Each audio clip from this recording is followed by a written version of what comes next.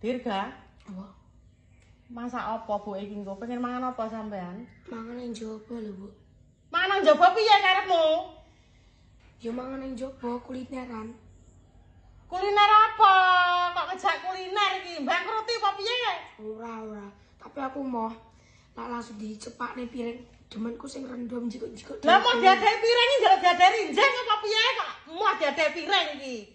Maksudku sing ngene lho, kok anak meja terus enek kok capcay, iwak, pitik. Ngawut ngejak nang restoran karepmu. Ngejak bangkruti apa piye kok iki? Ya ora. Ngawut emoh mangan nang piring. Njaluk diadai rinjeng. Ya pinginku kuwi. Njaluk mangan nang restoran uombo ngono kae, gek nganune lawe rena-rena ngono kae. Kok ditutupi ku?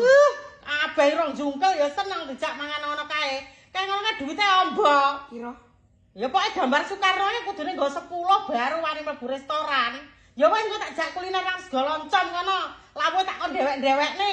Kok tempe tahu terasi dele ngono njimok dhewe-dhewe. kau Ditari mangan kok jak mangan nang jaba. Lawe sing rendom. Rendom ki apa? sing akeh-akeh lho koyo Kabeh rong jungkel ya seneng dijak nang ngono kuwi. kuwi. Pengenmu kuwi tak masak engko. Oh lek ditekoki kok malah ngejake kok sing mangan rendom, lawe rendom. Oh kaya wong yes. Ana bakar pete. Bakar pete meh.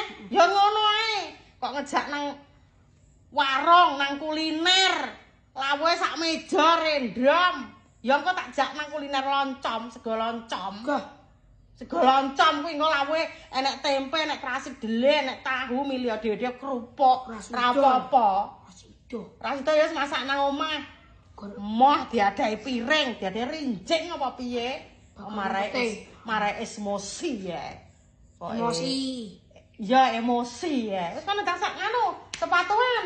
Banyune digawa, susune dientekne ki mau. Kok ya aneh.